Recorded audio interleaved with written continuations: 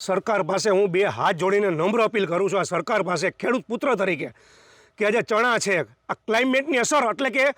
કે માવઠાઓ પડવા સવારે ઝાકર આવો વાતાવરણ અનુકૂળ નથી આવતું તુવેર છે ધાણા છે તો મારા કિસાનોને આજે 16થી 17 વીઘાનો પાક આ બરબાદ થઈ રહ્યો છે આજે બગડી ગયો છે પાકમાં બગાડ આવી ગયો છે ચણાની અંદર ધાણાની અંદર તુવેરની અંદર આ રવિ પાકની અંદર તો મારી સરકારને બે હાથ જોડીને કિસાન પુત્ર તરીકે મારી નમ્ર અપીલ છે અમને આનું કંઈક વળતર આપે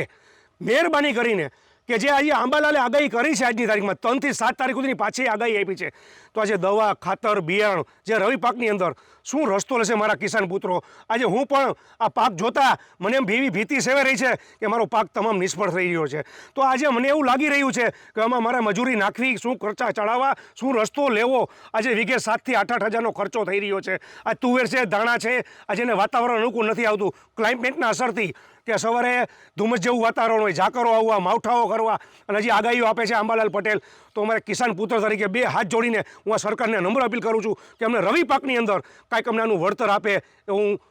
મને આશા ભીતિ સેવાઈ રહી છે।